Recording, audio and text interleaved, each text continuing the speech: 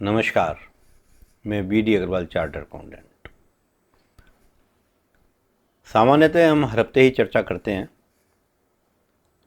और हर हफ्ते कुछ न कुछ बिंदु लेके आते हैं।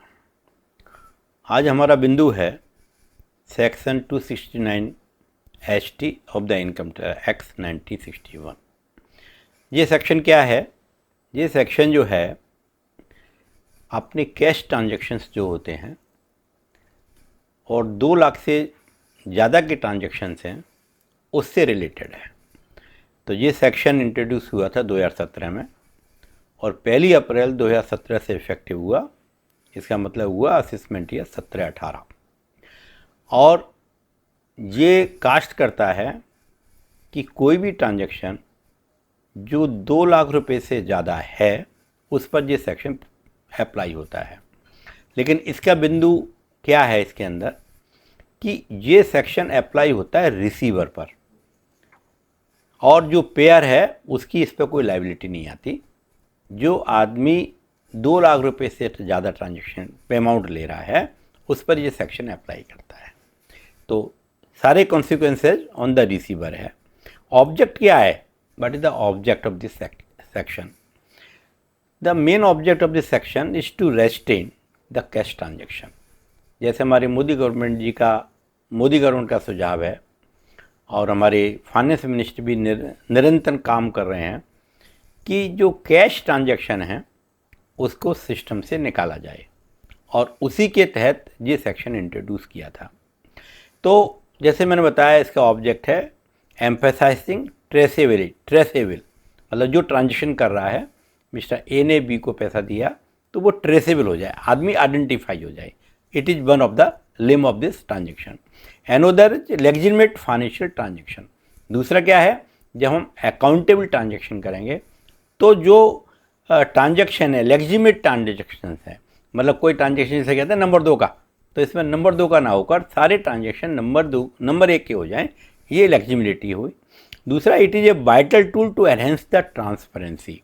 जैसा कि ट्रांसपेरेंसी आज की एक की फैक्टर हो गया और ये ट्रांसपेरेंसी हर जगह ज़रूरत है।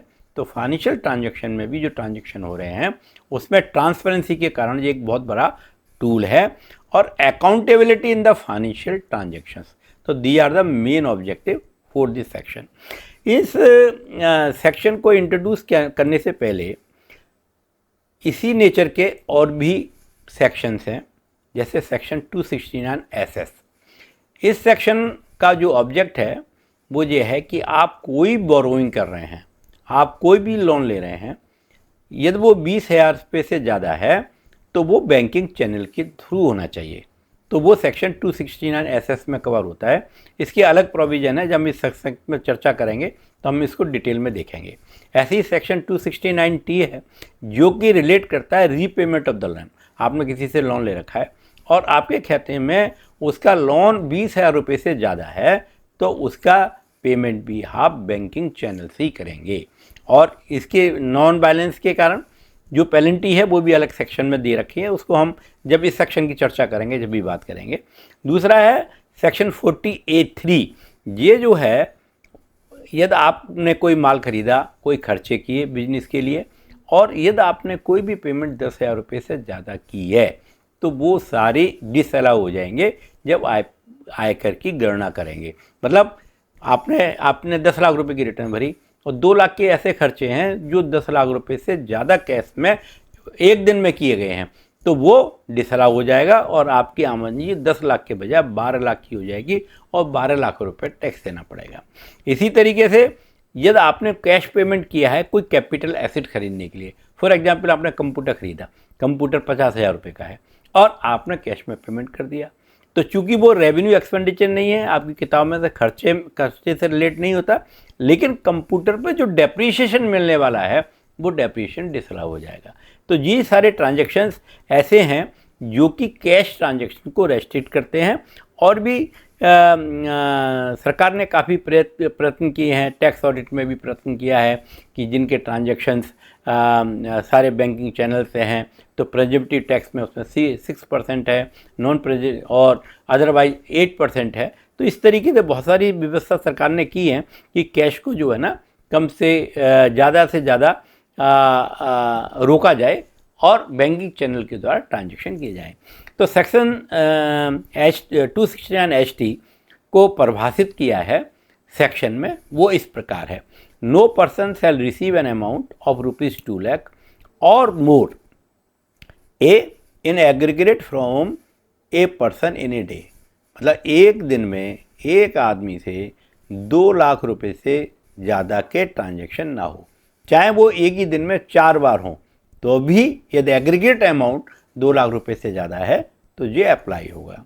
इन respect of a single transaction, इसका मतलब ये हुआ कि जैसे आपने किसी दुकानदार के साथ आपने माल खरीदा और माल खरीद कर उसने एक बिल 40,000 रुपये का दिया और 40,000 का अपना पेमेंट कर दिया, तो वो सिंगल ट्रांजैक्शन हो गया। 2 घंटे के बाद आपने दूसरा ट्रांजैक्शन किया, उसका सेपरेट बिल है। तो जो ट्रांजैक्शन यदि सिंगल अलग अलग ट्रांजैक्शन हैं और वो ट्रांजैक्शन 2 लाख रुपये से ज़्यादा नहीं है तो ये सेक्शन अप्लाई नहीं होगा। 2 लाख से ज़्यादा है तो अप्लाई होगा, और अलग अलग ट्रांजैक्शन हैं तो डिफरेंट ट्रांजैक्शन हो सकते हैं।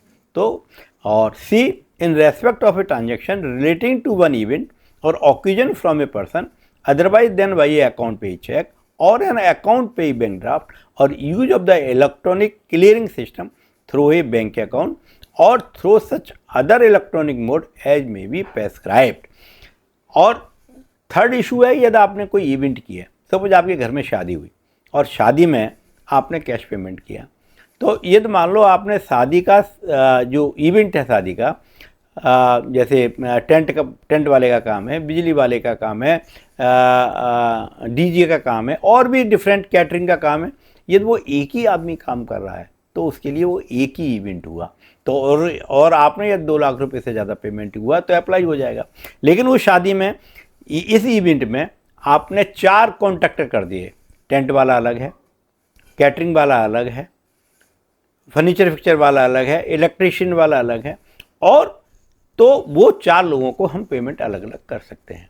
तो इस तरीके से एक ही इवेंट है, चाहे वो एक ही दिन में पेमेंट हो दूसरे दिन में पेमेंट हो, इवेंट एक है तो वो 2 लाख की कैलकुलेशन में आएगा और एक ही आदमी होना चाहिए। तो इस तरीके से ये प्रोविज़न अप्लाई होगा। लेकिन कुछ परिस्थितियाँ ऐसी है जिसमें ये प्रोविज़न अप्लाई नहीं होता, वो है यदि हमने कोई पेमेंट अपने गवर्नमेंट ऑफ इंडिया को की है, टैक्स का पेमेंट है, हाउस टैक्स है, इनकम टैक्स है वगैरह को, आपने कोई ठेका लिया है, आपने टेंडर मनी दी है, कुछ और मनी दिया है, यदि आपने गवर्नमेंट को पेमेंट किया है तो ये अप्लाई नहीं होता। कोई पैसा आपने बैंकिंग कंपनी में जमा किया है, पोस्ट ऑफिस में जमा किया है या कोऑपरेटिव बैंक में जमा किया है, वो 2 लाख रुपए से ज़्यादा है तो भी अप्लाई नहीं होगा। आपका बैंक अकाउंट है, आपका करंट अकाउंट है, आपने 5 लाख रुपए जमा करा दिए तो ये सेक्शन अप्लाई नहीं होगा। कोऑपरेटिव बैंक का आपका अकाउंट है, उसमें जमा कर दिया, कोई अप्लाई नहीं होगा। तो इस तरीके से ये सेक्शन अप्लाई नहीं होगा। दूसरा, जो ट्रांजैक्शन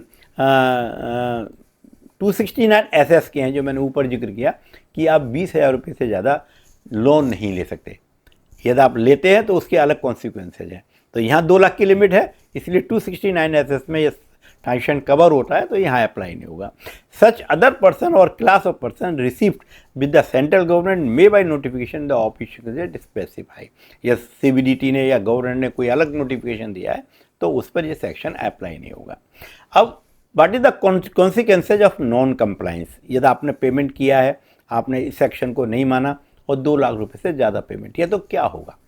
तो इसके अंदर प्रोविज़न है पेनल्टी का, पेनल्टी सेक्शन 271D के अंदर, और उसके अंदर क्या है, यदि आपने 2 लाख रुपए से ज़्यादा पेमेंट किया है, क्वांटम क्या होगा, तो जितना पेमेंट किया है, मान लो 2,25,000 का पेमेंट किया आपने तो 2,25,000 की पेनल्टी लगेगी। मतलब जितना पेमेंट किया है उतना किया है। ये इसमें ऐसा नहीं है कि 2 लाख रुपए छोड़ देंगे और 25,000 की पेनल्टी लगेगी, 2 लाख से ऊपर जितना है उस सब पर पेनल्टी लगेगी। तो this is a harsh provision. दूसरा, ये सेक्शन अप्लाई होता है, सब पे अप्लाई होता है, चाहे इंडिविजुअल हो, चाहे व्यापारी हो, चाहे कंपनी हो। जैसे इंडिविजुअल का मतलब ये है कि मान लो वो एसएससी भी नहीं है तो भी अप्लाई होता है। लेकिन पकड़ा कैसे जाएगा? कभी कोई ट्रांजैक्शन जो एसएससी नहीं है, बैंक से ट्रांजैक्शन नहीं हो रही, रिपोर्टिंग नहीं, पकड़ा कैसे जाएगा?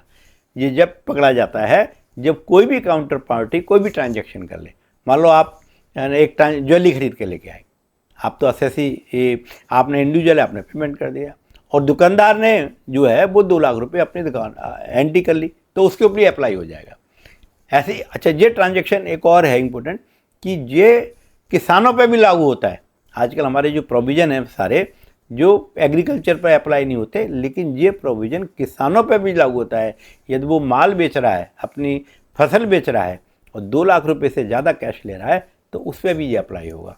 तो ये प्रोविज़न एक, जैसे बहुत सारे काश्तकार हैं जो एसएससी नहीं होते लेकिन मंडी में माल बेच रहे हो या किसी ABCD को बेचा है और आपने 2 लाख रुपए से ज़्यादा ले रहे हैं तो उस पर ये अप्लाई होता है।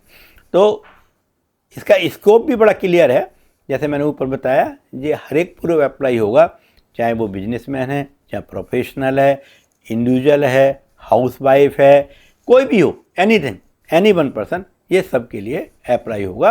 और कंडीशन मैंने ये बताई, एक दिन में एक ही आदमी को 2 लाख रुपए से ज़्यादा का पेमेंट, तो इस पर ये अप्लाई होता है। अब इसके एक्सक्लूशंस क्या हैं? जैसे मैंने ऊपर भी जब डेफिनेशन हम पढ़ रहे थे, जब बता रहे थे सेक्शन में, तो गवर्नमेंट ट्रांजैक्शन पे अप्लाई नहीं होगा, जो ट्रांजैक्शन बैंकिंग चैनल से हुए उस पर अप्लाई नहीं होगा, या अन्य ट्रांजैक्शन जो कि सरकार द्वारा नोटिफाई किए हैं उन पर यह अप्लाई नहीं होगा। अब पेनल्टी का प्रोविज़न है। पेनल्टी कौन सी सर्कमस्टांसेज हैं जब आपको पेनल्टी नहीं लगेगी या आपका जो असेसिंग ऑफिसर है वो आपको पेनल्टी ना लगाए, इसका कब, कौन सी ऐसी संभावना है? तो ये जो संभावना है ये केस टू केस होगी। आपका असेसिंग ऑफिसर जब आपका असेसमेंट करेगा, जब आपके उसके सामने ये इशू आएगा तो वो आपकी परिस्थितियों को एग्जामिन करेगा कि आपने 2 लाख रुपए जो रिसीव किए वो उस पर पेनल्टी लगे या ना लगे, तो वो एग्जामिन करेगा। दूसरा, पेनल्टी ना लगने का एक ही कारण हो सकता है कि आपने जो ट्रांजैक्शन किया वो बोनाफाइड किया। जैसे बैंकिंग परिस्थिति, बैंकिंग आवर क्लोज हो गए, आप और जो सामने वाला है जिसे पेमेंट लेनी है वो आपको आपकी मजबूरी है जो पेमेंट ले रहा है, ट्रांजैक्शन बैंकिंग आवर्स क्लोज हो गए, इमरजेंसीज है, मेडिकल इमरजेंसी है, या कोई अनफॉर्चुनेट फाइनेंशियल हार्डशिप है, मतलब कोई भी हो सकती है। कभी मान लो किसी का एक्सीडेंट ही हो गया और इमीडिएटली पैसे देने पड़े या कुछ ऐसा हुआ, तो ऐसे कारण पर इसको देखा जा सकता है। लेकिन ये जितने भी फैक्टर्स जो मैंने बताए हैं ये सब डिस्क्रिशनरी हैं, in the hand of the assessing officer. या द असेसिंग ऑफिसर ये समझेगा कि उसका आपका ट्रांजैक्शन बोनाफाइड है और आपकी परिस्थितियाँ ऐसी थी जो कि आप अवॉइड नहीं कर सकते थे, तो you have compelled to make the payment और the receiver was compelled to receive it, तो पेनल्टी रोकी जा सकती हैं और पेनल्टी ना लगाए, ये डिफरेंटली असेसिंग ऑफिस पर डिपेंड करता है। हालांकि ये सेक्शन देखने में बड़ा छोटा है और 2 लाख रुपए से पर डे ट्रांजैक्शन का जिक्र करता है, लेकिन ये बहुत सारे ट्रांजैक्शन इन इग्नोरेंस में हो जाते हैं, जो हाउस वाइफ से हो जाते हैं या काश्तकार से हो जाते हैं, तो इसके कॉन्सिक्वेंसेस बहुत ख़तरनाक है क्योंकि पेनल्टी का अमाउंट बहुत ज़्यादा है। तो मैं समझता हूँ कि आपको जो मैंने क्लैरिफाई किया है आपको पसंद आया होगा, और यदि आपको अच्छा लगा हो तो मेरे चैनल को सब्सक्राइब करें, लाइक करें। यदि आपको कोई भी क्वेरी है तो मेरे मोबाइल पे पूछ सकते हैं, मुझे मेल कर सकते हैं। धन्यवाद।